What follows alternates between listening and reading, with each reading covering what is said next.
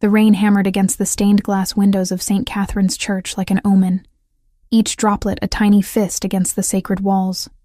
I stood at the altar in my grandmother's vintage wedding dress, the ivory silk heavy with moisture from the humidity that had seeped into the old stone building.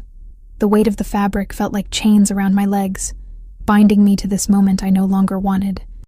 Marcus Wellington III stood beside me in his perfect navy suit, his blonde hair slicked back with precision that matched everything else about his life. Controlled, calculated, cold. His blue eyes held no warmth as he recited the vows his family's lawyers had probably written for him. The Wellingtons had been planning this union for months, ever since they'd discovered the mountain of debt I'd inherited from my grandmother's medical bills. "To have and to hold," Marcus said, his voice carrying easily through the ornate church. But his words weren't meant for me. They were meant for the small gathering of his business associates, the men in expensive suits who sat in the front pews like vultures waiting for a feast. That's when I heard it, the whispered conversation that changed everything. Marcus had turned slightly toward his best man, James Thornton, thinking the organ music would mask their voices. But I caught every word that fell from his lips like poison. "Once we finalize the honeymoon paperwork, the transfer will be complete," Marcus murmured, his smile never wavering as he spoke to me, but meant the words for James. "She'll never discover the offshore accounts or the other contracts. The teacher has no idea what she's signing away." My blood turned to ice water in my veins. Other contracts. Offshore accounts. This wasn't about love or even desperate circumstances. This was about something far more sinister, and I was nothing more than a pawn in whatever game the Wellington family was playing. The priest continued his ceremony, oblivious to the fact that my world was crumbling beneath the ivory silk of my grandmother's dress. The same dress she'd worn when she married my grandfather in this very church 60 years ago. She'd believed in love then. She'd believed in forever. I wasn't going to make her mistake. "If anyone can show just cause why this couple cannot lawfully be wed, speak now, or forever hold your peace." The silence stretched like a held breath. Marcus's grip on my hand tightened, his fingers pressing against my grandmother's antique ring until it bit into my skin. A warning, a reminder that I belonged to him now, body and soul and whatever debts he'd convinced me I owed. But I didn't belong to anyone. "I object," I whispered, so quietly that only Marcus heard me. His perfect smile faltered for just a moment. "Bella, don't be ridiculous. We've come this far." "I object," I said again, louder this time. Loud enough for the priest to hear, for the vultures in their expensive suits to turn and stare. "I can't do this. I won't do this." The words tumbled from my lips like a dam breaking. 26 years of being told what to do, what to want, what to accept, finally bursting free. I yanked my hand from Marcus's grip and stepped back, the train of my dress catching on the altar steps. "Bella," Marcus's voice dropped to a dangerous whisper, "think very carefully about what you're doing. Your debts won't disappear just because you've developed cold feet. Neither will your secrets." I shot back, surprised by the steel I heard in my own voice. That's when I saw it. The flash of something dark and violent in his perfect blue eyes, something that made me understand exactly what kind of man I'd almost married. The kind who made other contracts. The kind who kept secrets that required lawyers and offshore accounts and business associates who looked like they'd stepped out of a crime novel. I gathered up my skirts and ran. The rain hit me like a slap as I burst through the church doors, soaking through the vintage silk in seconds. My grandmother's carefully preserved dress clung to my legs, making each step a struggle as I fled across the parking lot. Behind me, I could hear Marcus shouting, his composure finally cracking as his perfect plan fell apart. The storm had emptied the streets, leaving them slick and gleaming under the amber streetlights. I had no car, no money, no plan beyond getting as far away from St. Catherine's as possible. My phone was back in the church with my purse, along with everything else I'd brought to my own funeral disguised as a wedding. That's when I saw it, a sleek black Maserati idling beneath the marquee of the Grand Hotel, its engine purring like a predator waiting to strike. Steam rose from its hood, mixing rain and heat, and through the windshield, I could see the silhouette of a man holding a phone to his ear, Desperation makes people do stupid things. Desperation makes school teachers from broken families climb into strangers' cars in the middle of thunderstorms, because any unknown danger feels safer than the known threat chasing them through the rain. I yanked open the rear passenger door and threw myself inside, my sodden wedding dress spreading across the leather seats like spilled milk. The interior smelled of expensive cologne and something darker underneath. Danger, maybe. Or power. The kind of scent that clings to men who never have to ask twice for what they want. The man in the driver's seat ended his phone call with a sharp curse and turned to look at me through the rearview mirror. I caught a glimpse of dark hair, sharp cheekbones, and eyes the color of winter storms before he spoke. "What the hell?" "Please," I interrupted, my voice breaking on the word. "Please, just drive. I'll pay you whatever the meter says. I'll give you everything I have." He stared at me for a long moment, those storm-colored eyes taking in my soaked appearance, the vintage dress, the desperation that must have been written across my face in neon letters. When he spoke again, his voice was lower, more controlled, with an accent that wrapped around his words like silk over steel. "Lady, this isn't a taxi. I don't care what it is. I just need to get away from here. Please." Lightning split the sky behind us, illuminating the church where Marcus was probably mobilizing his business associates to find his runaway bride. The man in the driver's seat seemed to weigh his options, his gaze flicking between me and something in his rearview mirror. Then he put the car in gear. "Buckle up," he said, and we disappeared into the storm-dark streets of the city. It wasn't until we'd driven several blocks that he spoke again, his voice cutting through the sound of rain against glass and the soft purr of the engine. "So, runaway bride, want to tell me what you're running from?" I met his eyes in the rearview mirror, those impossible storm-gray depths that seemed to see straight through me. My wedding. That much was obvious. A slight smile played at the corners of his mouth, visible even in profile. "What I'm curious about is what made you desperate enough to jump into a complete stranger's car. You wouldn't understand. Try me." Something in his voice made me believe he might actually understand the kind of desperation that drives a person to burn their entire life down in a single moment. So I told him about Marcus, about the whispered conversation, about the debts and the contracts and the feeling that I'd been nothing more than a signature on paperwork to the man I'd almost married. He listened without interruption, occasionally nodding or making a soft sound that might have been sympathy or understanding. When I finished, he was quiet for so long I thought he might not respond at all. Then he said the words that should have terrified me, but somehow didn't. "Lady, you just escaped your wedding and climbed into the car of the most dangerous man in this city." The wrought iron gates swung open like the jaws of some ancient beast, revealing a driveway that stretched through manicured gardens toward a mansion that shouldn't exist in the real world. I pressed my face to the rain-streaked window, watching as we climbed toward a structure that belonged in architectural magazines, or the fevered dreams of men with more money than morality. "What is this place?" I whispered, my breath fogging the glass. "Home," he said simply, as if that single word explained everything. The Maserati came to a stop beneath a covered portico, where men in dark suits materialized from shadows I hadn't noticed before.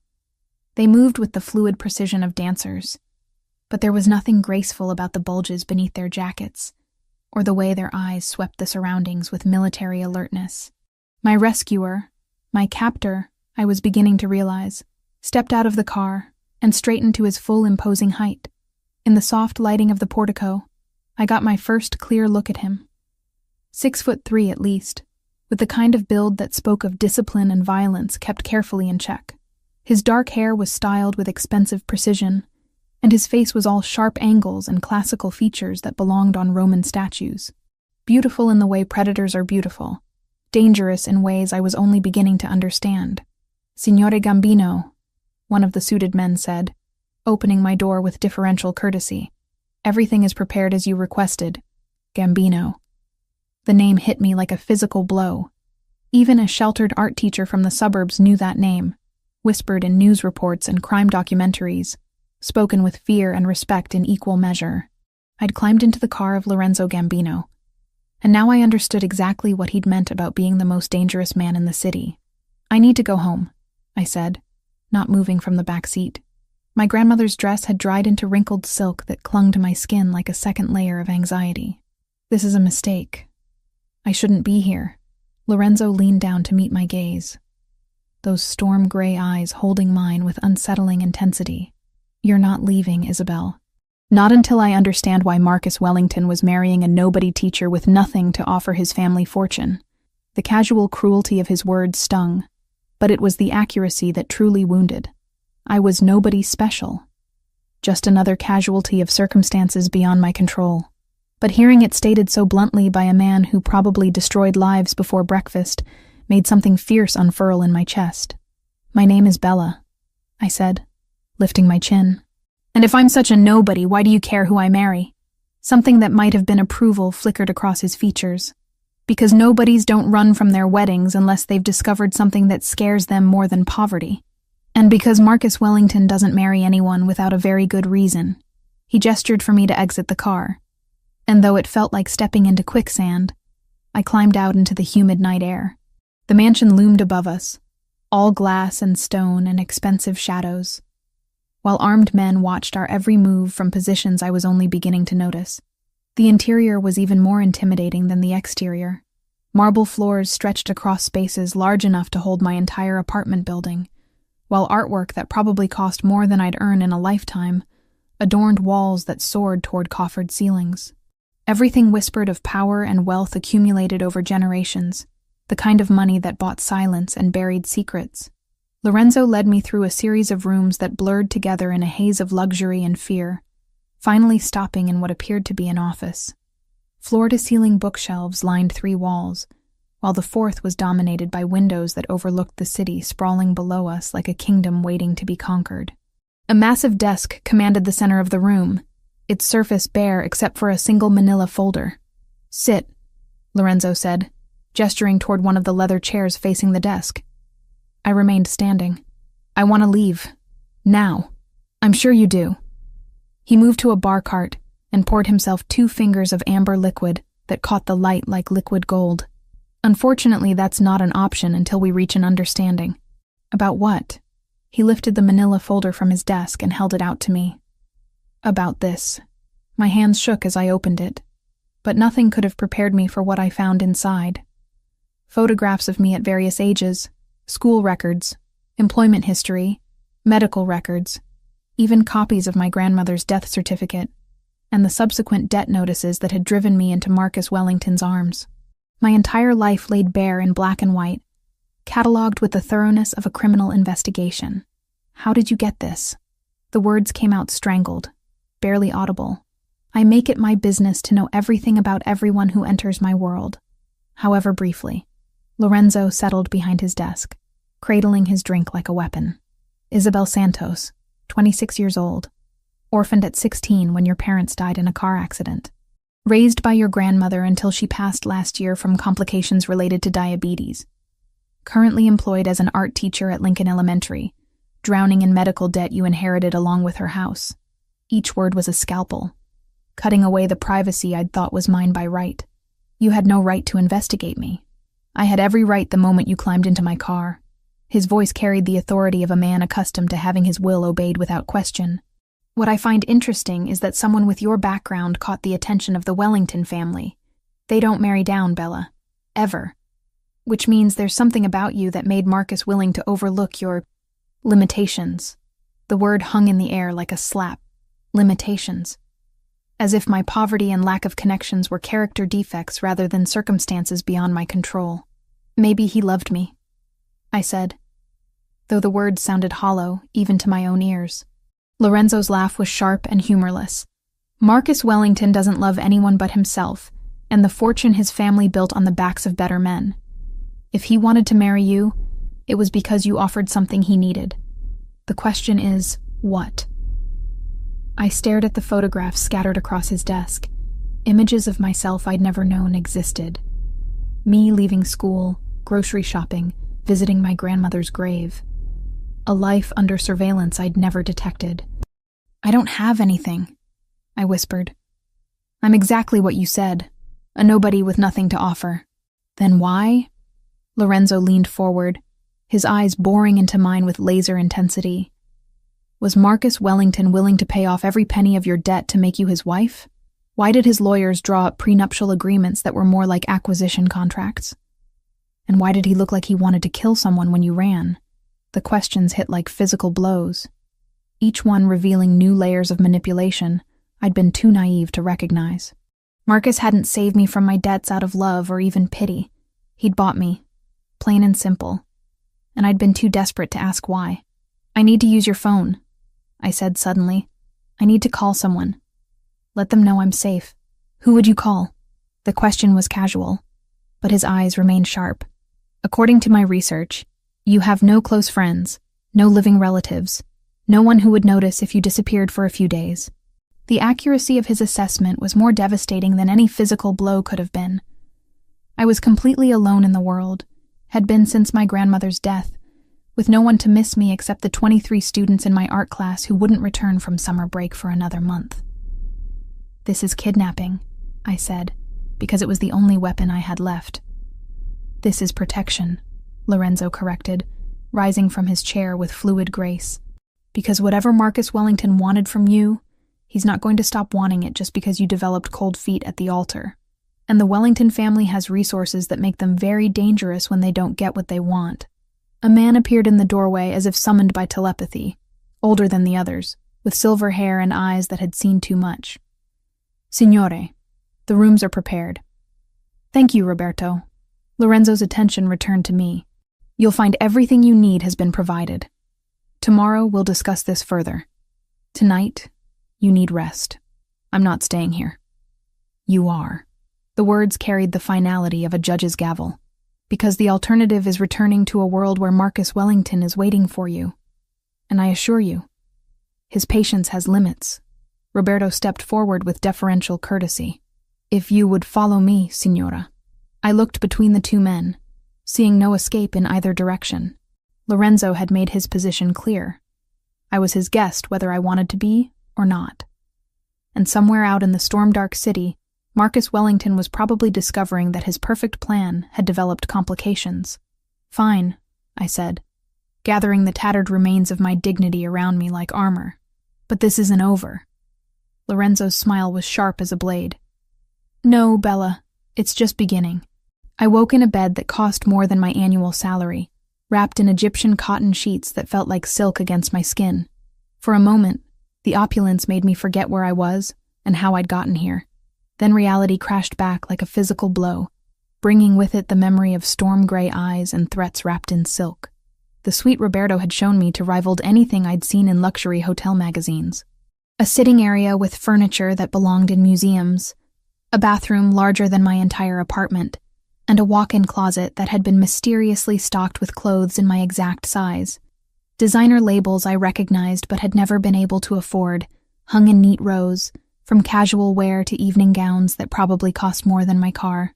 I'd slept in the vintage wedding dress out of sheer stubborn spite, letting the wrinkled silk serve as armor against whatever game Lorenzo Gambino was playing. But morning brought practical concerns, and the need for clean clothes eventually overrode my principles. A soft knock interrupted my internal debate about accepting his hospitality. "Come in," I called, expecting Roberto or another servant. Instead, Lorenzo himself stepped through the door, carrying a silver tray laden with coffee and pastries that smelled like heaven. He'd changed from his storm-soaked clothes into a charcoal suit that emphasized the breadth of his shoulders and the dangerous grace of his movements. In the morning light streaming through the windows, he looked less like the mysterious savior from the night before and more like exactly what he was, a predator wearing civilization like an expensive mask. "Sleep well?" he asked, setting the tray on the sitting area's coffee table with movements that spoke of old-world manners drilled into him from birth, as well as anyone can when they're being held against their will. I remained by the windows, using distance as my only defense. "You're not a prisoner, Bella. You're a guest under my protection. Guests can leave when they want to." That ghost of a smile played at the corners of his mouth. Not when leaving would get them killed. The casual mention of death sent ice through my veins, but I refused to let him see my fear. "You're being dramatic." "Am I?" He moved to the windows, stopping close enough that I could smell his cologne, something expensive and masculine that made my pulse quicken despite every rational thought screaming warnings. Tell me, when was the last time you spoke to Marcus? Yesterday, at the church, when I ran. And you think he simply accepted your decision and moved on? The question hung in the air between us, heavy with implications I didn't want to consider. Marcus Wellington wasn't the type to accept rejection gracefully, especially not public humiliation in front of his business associates. He doesn't love me enough to fight for me, I said, though the words felt hollow. Love has nothing to do with this. Lorenzo's voice dropped to that dangerous whisper I was beginning to recognize as his most deadly tone. Whatever arrangement he had with you, whatever he needed you for, it's worth more than wounded pride. Men like Marcus don't give up easily when they've invested time and money in an outcome. I wrapped my arms around myself, suddenly cold despite the warmth of the morning sun. You're trying to scare me. I'm trying to keep you alive. Why? The question burst from me with more force than I'd intended. Why do you care what happens to some nobody teacher? What's in this for you? For the first time since I'd met him, Lorenzo looked genuinely surprised by a question. He studied my face as if I were a puzzle he couldn't quite solve, his storm-gray eyes searching for something I wasn't sure I wanted him to find. Maybe I don't like seeing innocents caught in crossfires they didn't create, he said finally. And maybe you're not telling me the whole truth. Truth is a luxury in my world, Bella. One that can get people killed. He moved away from the windows, and I found myself watching the fluid grace of his movements, the way his suit jacket couldn't quite hide the evidence of violence that had shaped his body. There were scars, I realized, seeing the way he favored his left shoulder almost imperceptibly. Eat something, he said, gesturing toward the tray he'd brought. We need to talk. I'm not hungry. You haven't eaten since yesterday morning. I can hear your stomach growling from here. Heat flooded my cheeks at the accuracy of his observation. My body was betraying me, responding to his presence and his care in ways my mind refused to accept. But the coffee smelled like salvation, and the pastries looked like they'd been crafted by angels. I perched on the edge of one of the silk-upholstered chairs, maintaining as much distance as possible while still reaching the coffee. The first sip was perfect, rich and strong with just enough cream to take the edge off. Exactly how I preferred it, though I'd never told him. How did you know? I asked. Know what? How I take my coffee. The clothes in the closet. My size, my style. How did you know all of that? Lorenzo settled into the chair across from me, cradling his own cup with hands that had probably killed men. I make it my business to know things. That's not an answer. It's the only answer you're going to get. We sat in silence for several minutes, the weight of unspoken questions pressing against the ornate walls of the suite. Finally, I couldn't stand it anymore. Show me the rest of your house, I said impulsively. His eyebrows rose slightly. Why? Because I'm going stir-crazy in here. And if I'm your guest under protection, I should at least know where I'm being protected. Something that might have been amusement flickered across his features. All right. But there are rules, such as, you don't go anywhere alone. You don't try to leave the property. And you don't ask questions about things that aren't your business. And what exactly is my business? Staying alive, he said simply. The tour that followed was a study in contradictions. Lorenzo's home was undeniably beautiful, filled with art and architecture that spoke of refined taste and unlimited resources. But it was also a fortress, with security measures built seamlessly into the elegance. Cameras hidden behind mirrors, reinforced windows that looked like ordinary glass, and men in expensive suits stationed at strategic points throughout the property. It was in the library that I finally understood something important about the man who held my fate in his hands. The room was enormous, with floor-to-ceiling bookshelves that held thousands of volumes. But these weren't display books chosen for their binding colors. These were books that had been read, with cracked spines and dog-eared pages that spoke of late nights and genuine intellectual curiosity. Dante, I said, running my finger along a particularly worn copy of the Divine Comedy. Shakespeare, Marcus Aurelius. I turned to look at him. You actually read all these? Is that so surprising? Most people in your profession aren't known for their literary interests. Most people in my profession are idiots who think violence is a substitute for intelligence. Lorenzo moved to stand beside me, close enough that I could feel the heat radiating from his body. I learned early that the mind is a more effective weapon than any gun. Is that what happened to your parents? Someone chose violence over intelligence? The question slipped out before I could stop it, born from genuine curiosity rather than calculated probing. Lorenzo went very still, his expression shuddering in a way that made me wish I could take the words back. "That's not your business," he said quietly. "I'm sorry. I didn't mean to. They died when I was 15. The words came out clipped, precise, as if he were reciting facts from a case file. Rival family decided to send a message. Car bomb outside their favorite restaurant. I inherited an empire built on blood and violence, and I've spent every day since trying to make it into something different. The pain in his voice was carefully controlled, but I could hear it anyway, bleeding through the careful composure he wore like armor. Without thinking, I reached out and touched his arm, feeling the tension in his muscles beneath the expensive fabric of his suit. "I'm sorry," I said again, meaning it this time. "Don't be. It taught me that the world is full of predators, and the only way to protect what matters is to be more dangerous than anything that might threaten it." Our eyes met, and something shifted in the air between us. A recognition of shared loss and careful vulnerability.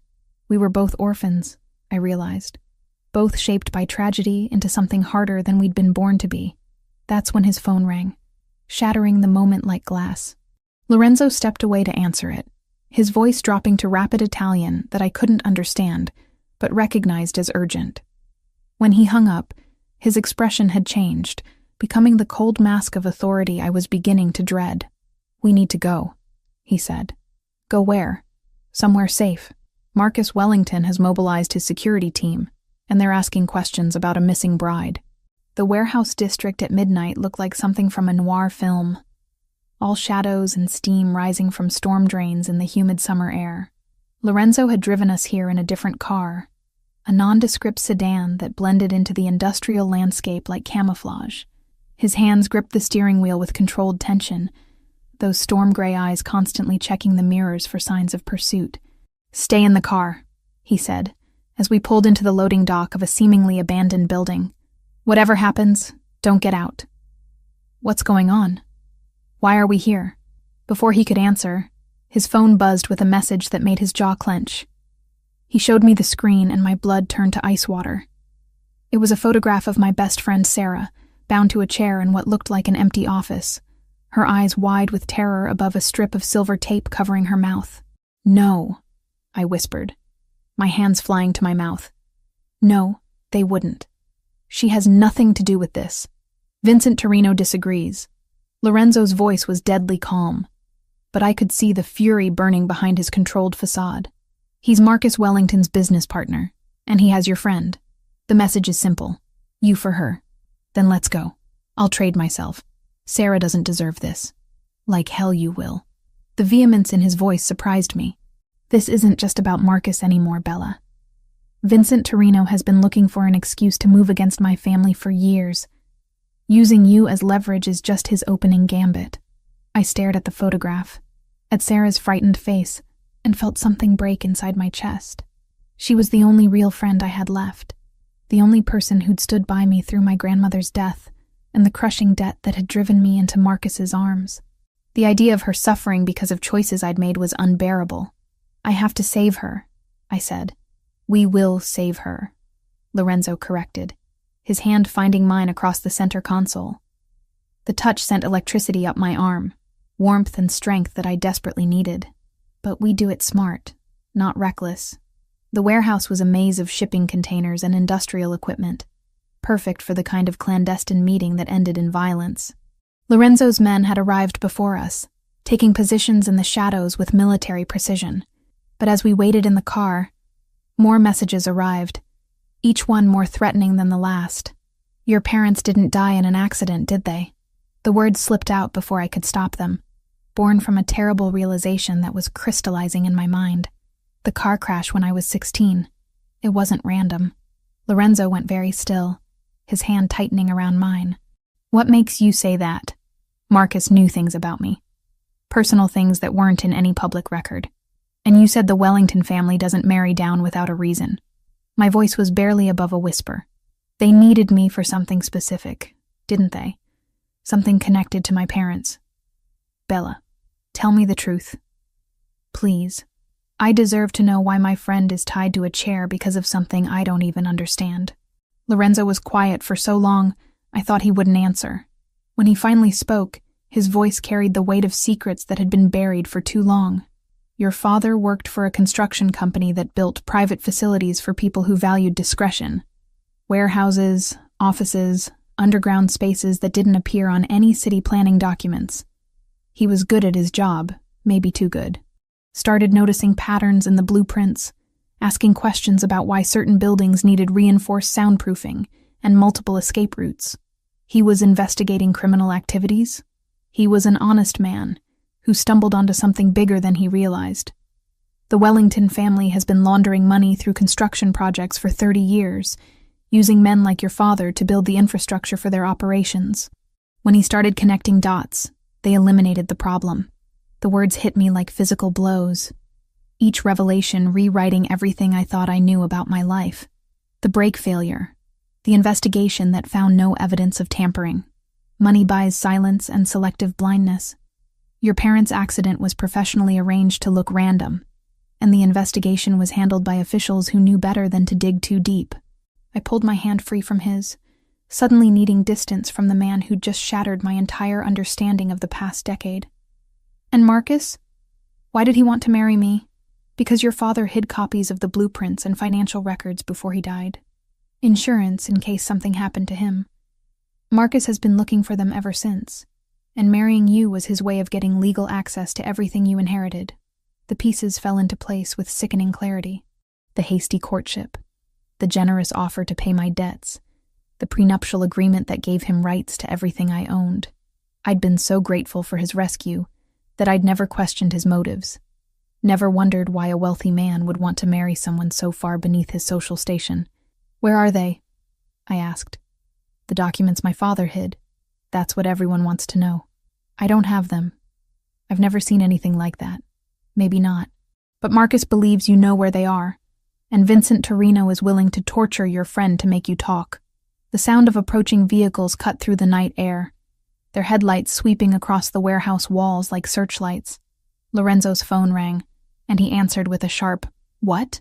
His expression darkened as he listened. "How many?" "All right. Move to positions 2 and 3. And remember, the girl stays alive no matter what."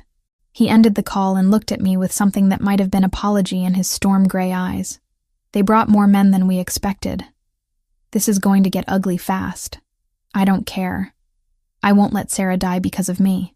And I won't let you walk into a trap that gets you both killed." Lorenzo cupped my face in his hands, his thumbs brushing across my cheekbones with surprising gentleness. "Trust me, Bella. Let me handle this." "Why should I trust you? You've kidnapped me, investigated my life without permission, and now you're telling me everything I believed about my parents was a lie. Because despite all of that, I'm the only person in this godforsaken city who gives a damn whether you live or die." Before I could respond, he leaned forward and kissed me. It wasn't gentle or tentative, but fierce and desperate, as if he were trying to transfer some essential part of himself to me through the connection of our mouths. I should have pushed him away, should have been thinking about Sarah and the danger we were walking into. Instead, I found myself kissing him back with equal intensity, my hands fisting in the fabric of his shirt as if I could anchor myself to him against the storm that was threatening to destroy everything I thought I knew. When we finally broke apart, both breathing hard, the warehouse district around us had erupted into chaos. Gunfire echoed off the concrete walls, and the air filled with the acrid smell of smoke and violence. Lorenzo's men were already in motion, shadows moving with deadly purpose through the maze of containers and equipment.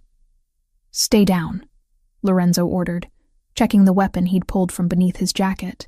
"No matter what happens, don't try to be a hero." But as he prepared to step into the gunfight that would determine whether any of us lived to see morning, I realized that heroes weren't born from safety and comfort.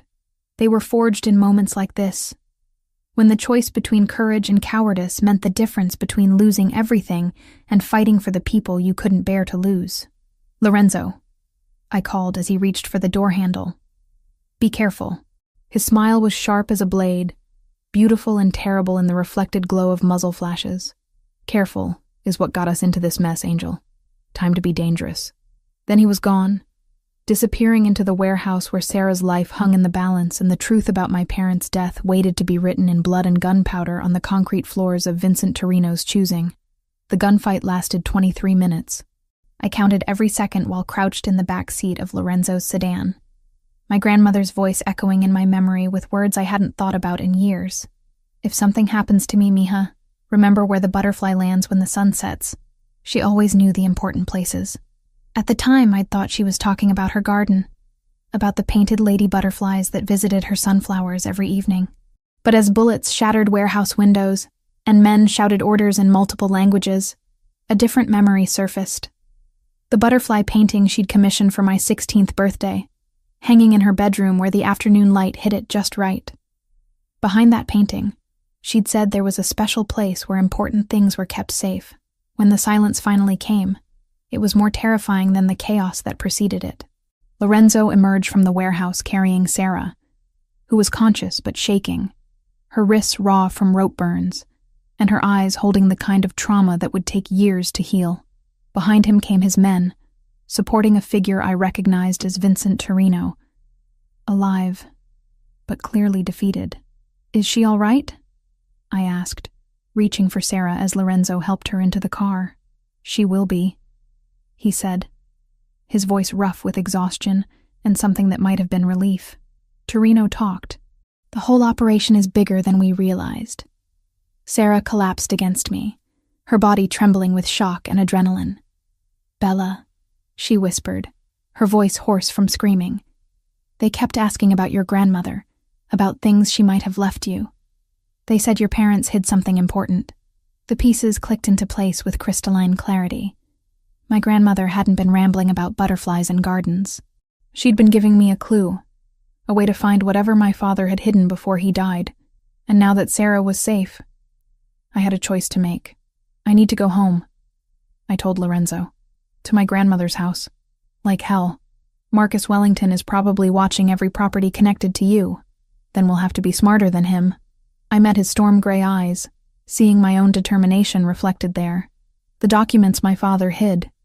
I think I know where they are." Lorenzo studied my face for a long moment, weighing risks against potential rewards. Finally, he nodded. "We do this my way.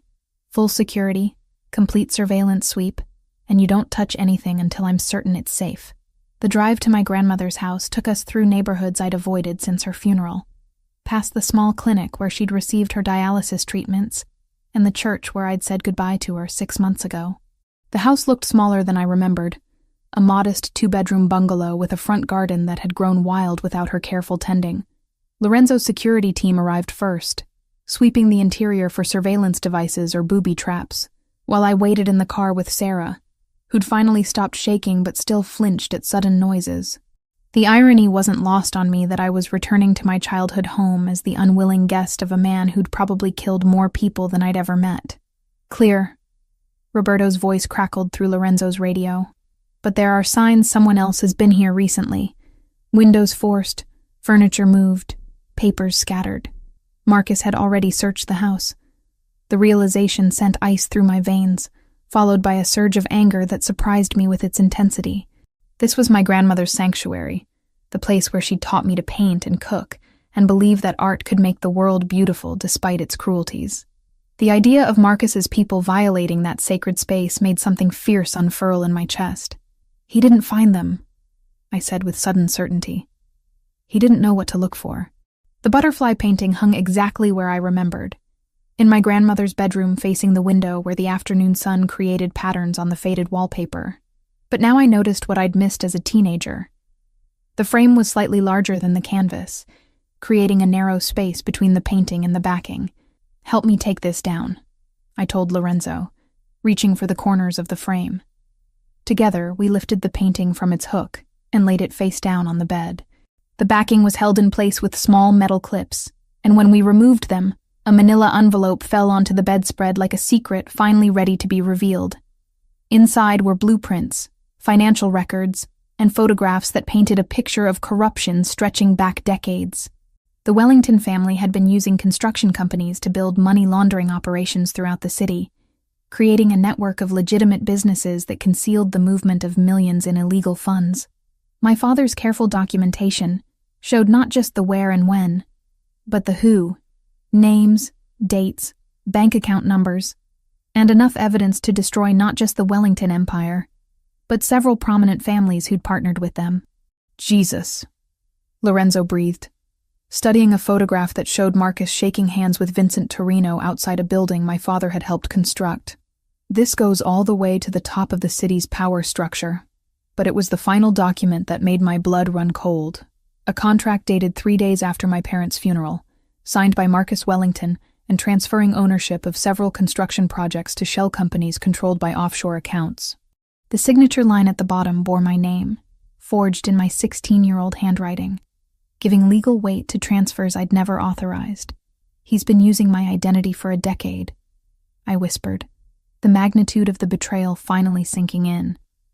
Everything he's built since my parents died was funded with my stolen legal identity, which makes you the rightful owner of assets worth approximately $50 million, Lorenzo said, his voice carefully neutral, and gives you the power to bring down everyone involved in the conspiracy. The weight of that knowledge settled on my shoulders like lead. I wasn't just a runaway bride anymore. I was the key to unraveling a criminal empire that had cost my parents their lives and shaped the last 10 years of my existence. But with that power came a target painted on my back that wouldn't disappear, just because I wanted to return to my quiet life as an art teacher. I can't go to the police, I said, understanding flooding through me. If this corruption goes as high as these documents suggest, there's no one I can trust. No, Lorenzo agreed. There isn't. What about the FBI? Federal investigators who aren't connected to the local power structure? Lorenzo was quiet for a moment, studying the financial records with an expression I couldn't read. When he looked up, something had changed in his eyes, a coldness that made me remember exactly who I was dealing with. We need to get out of here, he said, gathering the documents with urgent efficiency. Now, what's wrong? I recognize some of these bank account numbers. They're not just laundering money for the Wellington family. His voice carried a deadly calm that sent shivers down my spine. They're funding operations that compete directly with mine. Vincent Torino wasn't just Marcus's partner. He was building a war chest to destroy my family. The sound of approaching vehicles cut through the evening air, their engines growing louder as they turned onto my grandmother's quiet street. Lorenzo moved to the window, his body language shifting into the predatory alertness I'd seen at the warehouse. 4 cars, maybe more, he said, reaching for the weapon beneath his jacket. Marcus brought backup this time.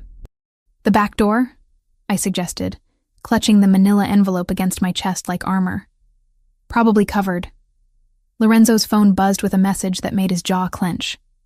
They want to negotiate. They'll trade Sarah's continued safety for you and the documents. The words hit me like a physical blow. I thought Sarah was safe. You said... I said we rescued her from the warehouse. I didn't say Torino's people don't have more resources. Lorenzo met my eyes, and I saw something that might have been regret in their storm-gray depths. This is bigger than either of us realized, Bella. And now you have to choose. Trust me completely, or watch everyone you care about pay the price for your father's honesty. Outside, car doors slammed and male voices called orders in the growing darkness. The butterfly painting lay forgotten on my grandmother's bed, its bright wings no longer able to guide me toward safety. I was 26 years old, orphaned twice over, and holding documents that could either save me or get me killed, depending on who I chose to trust with the truth my father had died protecting. I choose you, I said, surprised by the steadiness in my voice. I choose this life. The safe house was a penthouse apartment in the financial district, sterile and anonymous as a hotel room, with floor-to-ceiling windows that offered a panoramic view of the city's glittering arteries. We'd escaped my grandmother's house through a series of moves that felt choreographed.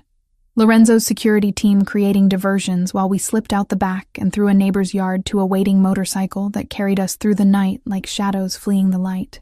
Sarah was safe. relocated to a secure facility under federal protection after Lorenzo made a call that demonstrated connections I was still learning to understand.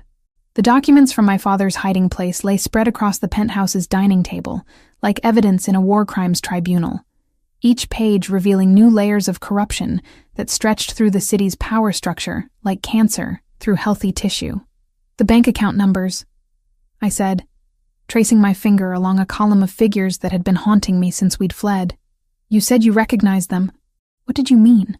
Lorenzo stood silhouetted against the windows, his white shirt gleaming in the reflected light of the city below.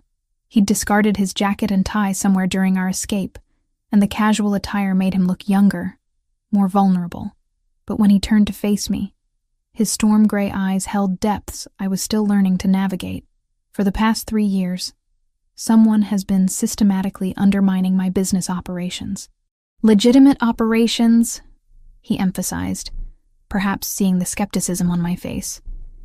"Construction contracts canceled, import licenses revoked, city permits mysteriously delayed. I thought it was normal business competition until my accountant started tracking the money trail. It led back to these accounts. Some of them." He moved to the table, pointing to a series of transactions that created a pattern I hadn't noticed before. Vincent Torino was using laundered Wellington money to bribe officials, judges, anyone who could make my life difficult without resorting to outright violence. The revelation shifted my understanding of the entire conspiracy. This wasn't just about hiding illegal profits. It was economic warfare disguised as legitimate business practices. They were trying to force you back into purely criminal activities. Exactly. Make it impossible for me to operate legally, and I'd have no choice but to return to the old ways. Drug trafficking, weapons smuggling, human trafficking, the kind of business that generates massive profits, but requires constant violence to maintain. "But you didn't take the bait." Lorenzo's smile was sharp as broken glass. "I've spent 8 years building something different. My father's generation ruled through fear and bloodshed. But that model doesn't scale in the modern world. Real power comes from being indispensable to the legitimate economy, not from being its enemy." I studied the financial records with new understanding, seeing how the Wellington family had been working to destroy Lorenzo's transformation from crime lord to business mogul. They needed you to be a monster so they could position themselves as the civilized alternative, while secretly being far worse monsters than I ever was. The weight of that truth settled between us. Marcus Wellington, with his perfect manners and country club connections, had been orchestrating criminal activities that made traditional organized crime look like amateur hour. The realization that I'd almost married him, almost given him legal access to the evidence that could destroy him, made my skin crawl with revulsion. "There's something else," Lorenzo said, his voice dropping to that dangerous whisper I'd learned to associate with revelations that changed everything. "The documents show payments to federal agents, specific amounts on specific dates. Your father wasn't just tracking local corruption. He'd identified federal investigators who were taking money to look the other way." My heart stopped. The FBI agents I was going to contact? At least 3 of them are on Torino's payroll. If you'd gone to federal authorities with this evidence, you'd have handed it directly to the people it incriminates. The betrayal cut deeper than anything Marcus had done.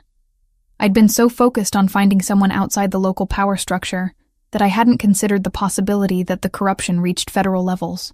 How many people can we trust? In law enforcement? Maybe none. Lorenzo moved closer, his presence both comforting and electrifying. In my world? The people who've sworn their loyalty to me personally, not to an abstract concept of justice that can be bought and sold. Your world, I repeated, tasting the words. Is that what I've chosen? To live in a place where loyalty is more valuable than law? You've chosen to survive, he corrected gently. Everything else we can figure out as we go. He was close enough now that I could see the exhaustion around his eyes, the weight of responsibility that never left his shoulders. This man commanded an empire built on violence and fear, but he'd also risked everything to save a woman he barely knew from a fate she'd stumbled into through pure chance. Why? I asked. The question that had been burning inside me since the moment he'd helped me into his car. Why did you save me? Why risk a war with the Wellington family for someone who means nothing to your business? Lorenzo's hand came up to cup my face. his thumb tracing the line of my cheekbone with infinite gentleness. Because you ran from a church in a wedding dress, choosing uncertainty over security. Because you tend to wounded men without asking what they've done to deserve their scars. Because you paint butterflies and teach children to see beauty in the world, despite everything ugly that surrounds them. His words stripped away the defenses I'd been building since the moment I'd learned who he was. Those aren't reasons to start a war. No, he agreed, his voice rough with an emotion I couldn't identify. But they're reasons to fight one. Before I could respond, before I could analyze the implications of what he was saying, his mouth was on mine. This kiss was different from the desperate claiming at the warehouse. Deeper, more reverent, as if he were trying to memorize the taste and texture of my surrender. My hands found their way to his shoulders, feeling the strength coiled beneath his shirt, the scars that told stories I was only beginning to understand. When we broke apart, both breathing hard, something fundamental had shifted between us. This wasn't just about protection anymore, wasn't just about the documents that could reshape the city's power structure. This was about two people who'd found something worth fighting for in each other's arms. The gala, Lorenzo said suddenly, his attention caught by something in the financial records. Tomorrow night, the Children's Hospital fundraiser that Marcus was supposed to attend with you as his wife.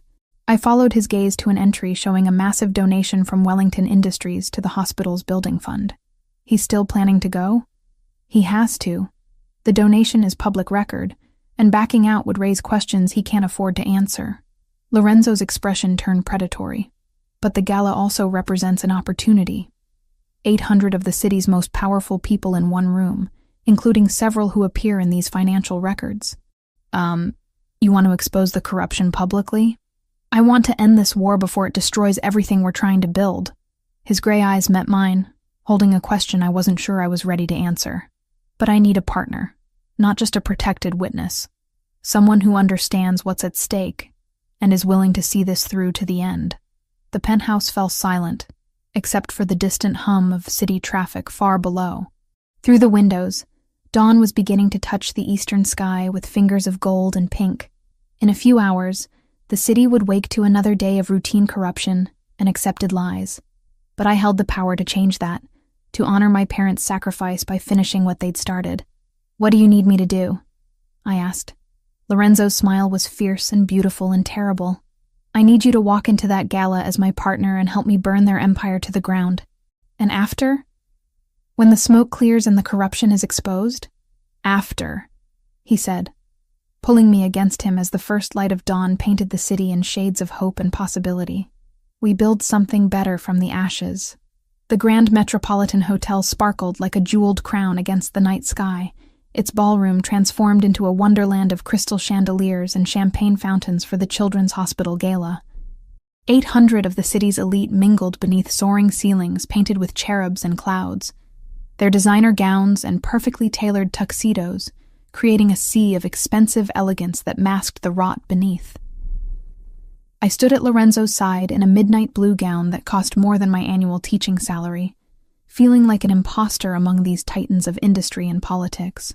But the weight of the documents in my purse, copies of the evidence that would destroy half the people in this room, reminded me that I belonged here more than any of them realized. I wasn't just Lorenzo Gambino's date for the evening. I was Justice wearing Valentino and carrying a metaphorical sword. Breathe, Lorenzo murmured against my ear, his hand warm and steady at the small of my back. He looked devastating in his black tuxedo, every inch the sophisticated businessman, but I could feel the coiled violence beneath his polished exterior. Remember, we're here to make an announcement, not start a massacre. Easy for you to say. You weren't supposed to marry into this world of corruption. No. I was born into something far worse and chose to make it better. His gray eyes found mine, holding steady despite the chaos we were about to unleash. Tonight, we finish what your parents started. Across the ballroom, Marcus Wellington held court near the silent auction tables, his blonde hair perfectly styled and his smile as sharp as a razor blade. He'd brought a different date, some senator's daughter with empty eyes and a practiced laugh. But his attention kept drifting through the crowd as if searching for something he'd lost. When his gaze finally found mine, the hatred that flashed across his features was so intense, it nearly made me step backward. He knows, I whispered to Lorenzo. Good. Let him sweat while we set the stage. The evening's program began with speeches from hospital administrators thanking donors for their generosity. But I barely heard the words, too focused on watching the faces in the crowd, identifying the men and women whose names appeared in my father's financial records. City councilmen who'd voted to approve construction projects in exchange for briefcases full of cash. Federal judges who'd dismissed cases against Wellington Industries despite overwhelming evidence of wrongdoing. Police commissioners who'd looked the other way while crimes were committed in broad daylight. All of them here tonight, celebrating their charitable contributions while hiding the blood money that funded their lifestyles. Ladies and gentlemen, the evening's host announced, we have a special surprise presentation this evening. Mr. Lorenzo Gambino has asked to address our gathering. A murmur rippled through the crowd as Lorenzo stepped toward the podium. I knew many of these people had heard his name whispered in boardrooms and country clubs, knew what he represented to their carefully ordered world, but none of them had expected him to appear at their sacred fundraiser, forcing them to acknowledge his presence in their sanitized universe. Thank you, Lorenzo said, his voice carrying easily through the vast ballroom. I'm here tonight to talk about justice, about the price we pay when corruption masquerades as charity, when criminals wear tuxedos and hide behind philanthropic donations. The murmur grew louder, more agitated. Several couples near the back began moving toward the exits, but I noticed Lorenzo's security team had positioned themselves strategically throughout the room. No one was leaving until we'd finished our presentation. 10 years ago, Lorenzo continued, 2 honest people died because they discovered evidence of a conspiracy that reaches into every level of this city's government. Their deaths were made to look accidental, but their daughter survived, and she's been carrying their legacy ever since. He gestured for me to join him at the podium, and despite the terror coursing through my veins, I walked forward on unsteady legs. 800 pairs of eyes focused on me like spotlights, but it was Marcus Wellington's furious glare that held my attention. Bella Santos, Lorenzo said, his hand finding mine and squeezing gently. Daughter of Miguel and Carmen Santos, whose only crime was refusing to participate in the destruction of their city. I took the microphone with trembling fingers, feeling the weight of a decade's worth of lies pressing against my chest. My parents died because they discovered that Wellington Industries was using construction projects to launder money for criminal organizations. They left behind evidence of corruption that reaches into the FBI, federal courts, and this city's highest offices. The ballroom erupted into chaos. Voices raised in protest and denial, chairs scraping against marble floors as people tried to leave, the sharp sound of champagne glasses shattering as they hit the ground. But through it all, I kept speaking, my voice growing stronger with each revelation. The man who was supposed to marry me yesterday, Marcus Wellington, has been using my stolen identity for 10 years to authorize financial transactions worth over $50 million. Money laundered through children's charities, hospital donations, and construction projects that created safe houses for human traffickers. You lying bitch. Marcus's voice cut through the noise as he pushed through the crowd toward the stage. His perfect composure had finally cracked, revealing the violent criminal beneath the tailored suit. You have no proof of any of this. Actually, I do. I reached into my purse and withdrew the manila envelope that had been hidden behind my grandmother's butterfly painting.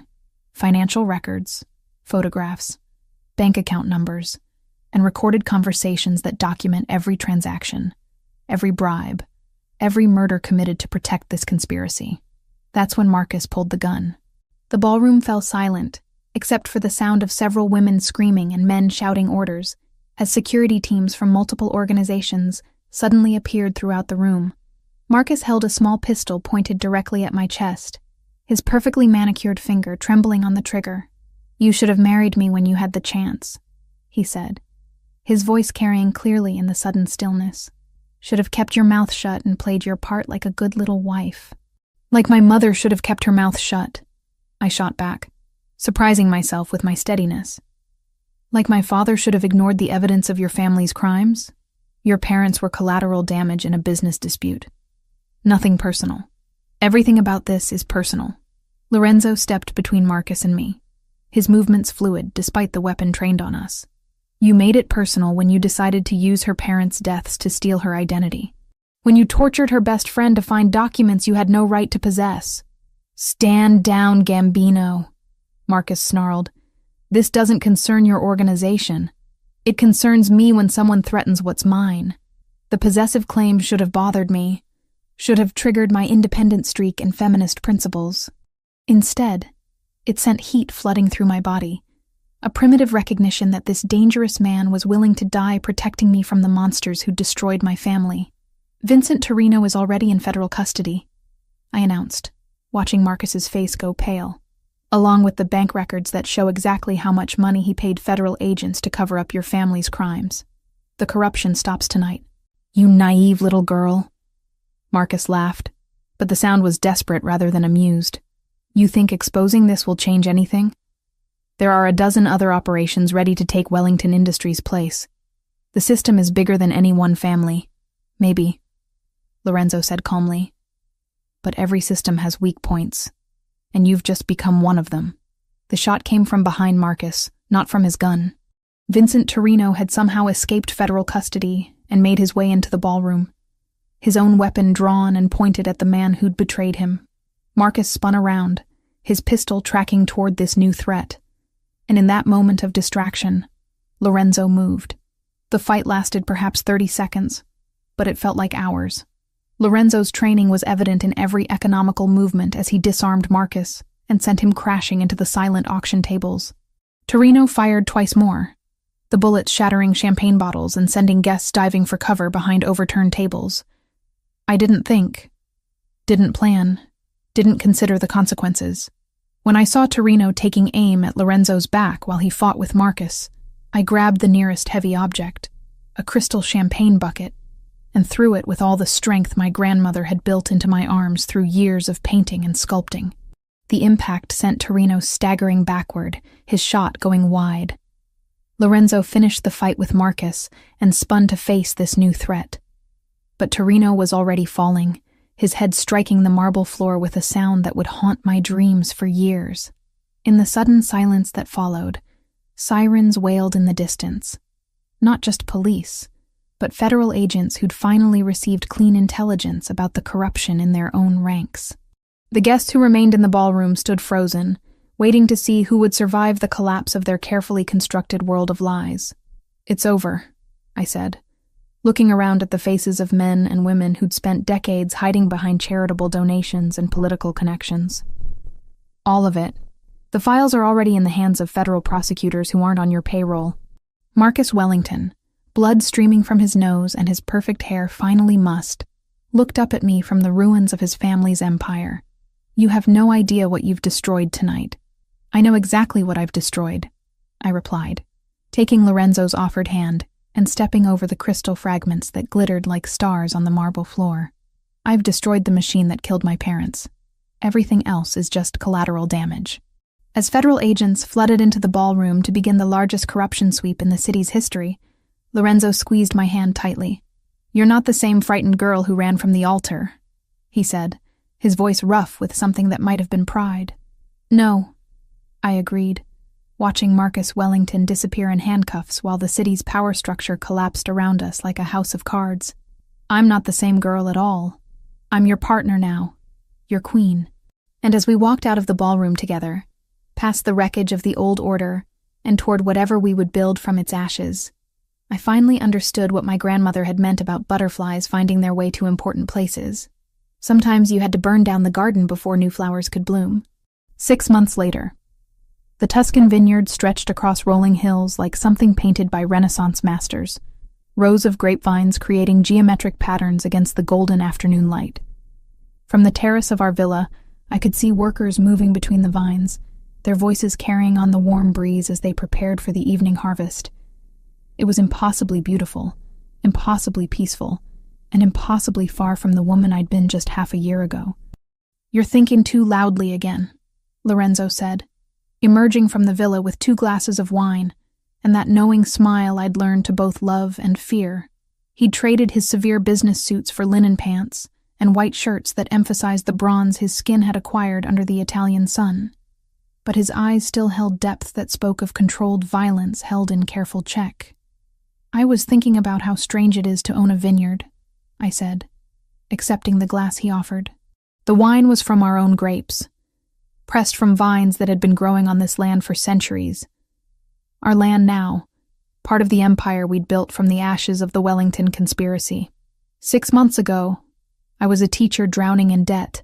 Now I'm an international businesswoman with holdings in 3 countries. You're much more than that.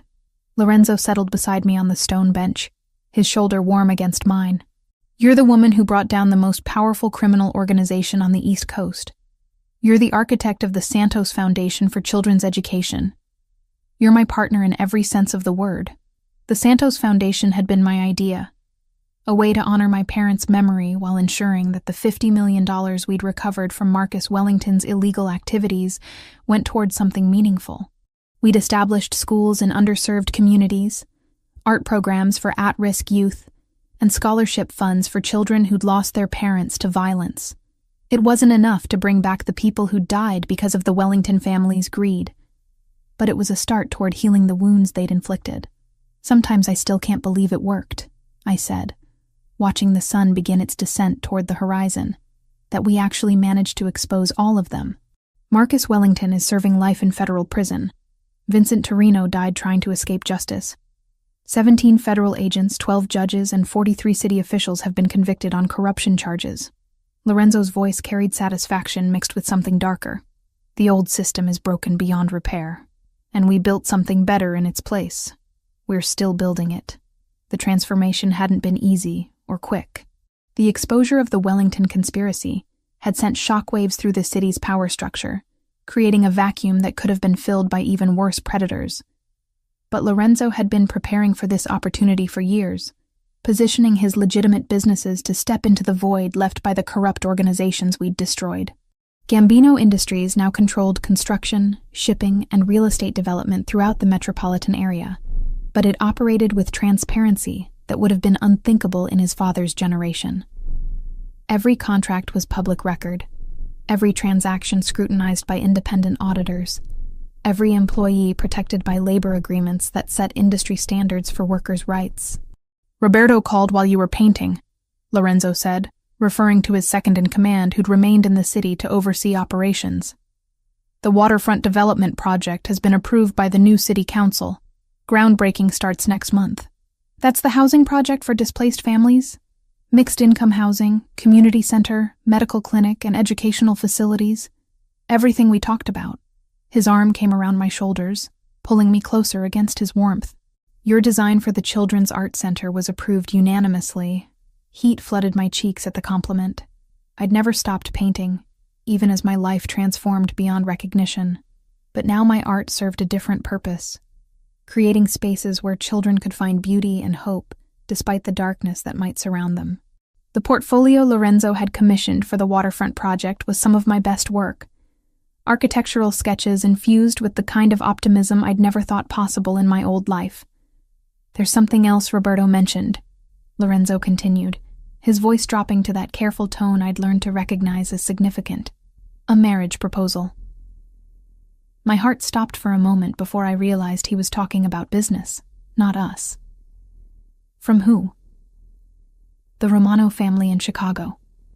They want to formalize an alliance through a marriage between their daughter and one of my cousins. And I told them the era of arranged marriages ended with my generation. If my cousin wants to marry their daughter, he'll court her properly and ask for her consent, not her father's permission." The casual rejection of old-world traditions spoke to how much Lorenzo had changed from the man who'd first commanded my presence in his car. Power hadn't softened him, but love had made him more human. The fierce protector who'd saved me from Marcus Wellington had evolved into a partner who valued my opinions and honored my independence, even as we built a life together. "Speaking of marriage proposals," he said, and this time his voice held something that made my pulse quicken. I turned to look at him, seeing something in his storm-gray eyes that I'd never seen before.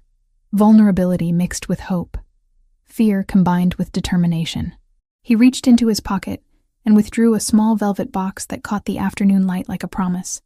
"Lorenzo, I know what you're thinking," he interrupted gently. "We've been through too much, changed too much to rush into anything traditional.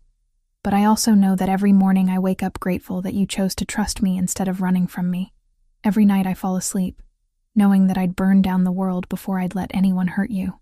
He opened the box to reveal a ring that took my breath away. Not a traditional diamond, but a sapphire the color of storm clouds surrounded by smaller stones that caught the light like stars. It was beautiful and unusual, and perfectly suited to the unconventional love story we'd written together. "This isn't about ownership or control or any of the reasons people in my world usually marry," Lorenzo continued. "This is about choosing each other, every day, for the rest of our lives. About building something beautiful together, from the foundation of trust we've created." I stared at the ring, at the man offering it, at the life spread before us like a golden path, toward an uncertain but hopeful future. 6 months ago, I'd been a runaway bride fleeing from a man who'd seen me as nothing more than a signature on paperwork. Now I was being asked to marry someone who'd seen me at my weakest and helped me discover strengths I'd never known I possessed. "Yes," I said, the word emerging as naturally as breathing. "Yes, I'll marry you. I'll build this life with you. I'll be your partner in everything." The ring slid onto my finger like it had been made for me, which I suspected it had been. Lorenzo had probably been planning this proposal for weeks, studying my preferences and commissioning something unique to our story. The thought made me laugh, a sound of pure joy that echoed across the vineyard. "What's so funny?" he asked, though he was smiling too. "I was just thinking about how this all started. You told me I'd escaped my wedding and climbed into the car of the most dangerous man in the city. You did, but you were wrong about one thing." I leaned closer, close enough to see the flecks of silver in his gray eyes, close enough to smell the scent that would always mean safety and home to me. "You weren't the most dangerous man I met that night. I was the most dangerous woman. And I just didn't know it yet." His laugh was rich and warm, the sound of a man who'd found something worth more than all the power and wealth he commanded. "You're right. You destroyed an empire, brought down a criminal conspiracy, and transformed a monster into a man worth loving. You're the most dangerous woman in any city, and you love me anyway. I love you because of it." We kissed as the sun set over our vineyard, over the life we'd built from violence and betrayal and desperate choices made in the rain outside a church. Tomorrow we'd return to the city to oversee the empire we'd created together, to continue the work of transformation that would take years to complete. There would be new challenges, new enemies, new battles to fight for the future we envisioned.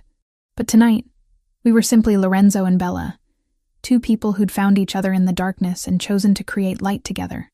The butterfly painting from my grandmother's house hung in our bedroom now, a reminder that important things always found their way to where they belonged, even when the path seemed impossible to navigate. As the first stars appeared in the darkening sky, I thought about the scared young woman who'd fled her wedding in a rainstorm. She'd been looking for escape, for safety, for someone to save her from a fate she couldn't accept. Instead, she'd found something infinitely more valuable. She'd found herself, and in doing so, she'd found the love that would transform them both. Sometimes the best things in life really do come from the most unexpected places. Like finding your soulmate in the backseat of a stranger's car on what felt like the worst night of your life, only to discover it was actually the first night of the rest of your life. The night everything began.